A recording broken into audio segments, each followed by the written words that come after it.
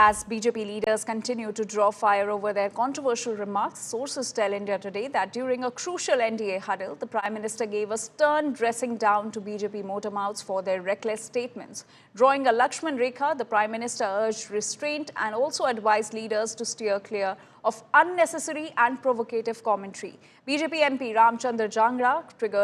triggered an outrage over his comments on the Pahalgam terror attack. Speaking at an event commemorating Devi Ahilyabai Holkar, Jangra claimed that the women who lost their husbands in the attack lacked courage and spirit. He also went a step further, saying that had the women fought back instead of pleading with the terrorists, fewer lives might have been lost. And this wasn't one-off. He repeated the statement. Remember, earlier Madhya Pradesh Minister Vijay Shah had also faced much criticism over his remark on Colonel Sofia Qureshi. However, after the backlash, he issued an apology, calling it a linguistic error. लड़ना चाहिए और लड़ते तो कम शहादत होती है और वो भी मारे जाते बिल्कुल लड़ना हाथ जोड़ने से कौन छोड़ता है वो तो मारने के लिए आए थे वो तो आतताई थे आतंकवादी थे अत्याचारी थे उनके दिल में दया थोड़ी थी कितने हाथ जोड़ने उनको छोड़ना थोड़ा था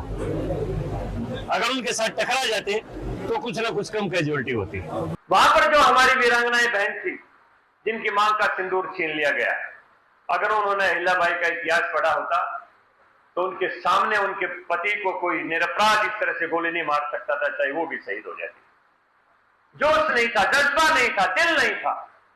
इसलिए हाथ जोड़ के गोली का शिकार हो जिन्होंने हमारी बेटियों के सिंदूर उजाड़े थे वही कटे पिटे लोगों को हमने उन्हीं की बहन भेज करके उनकी ऐसी की तैसी करवाई उन्होंने कपड़े उतार उतार के हमारे हिंदुओं को मारा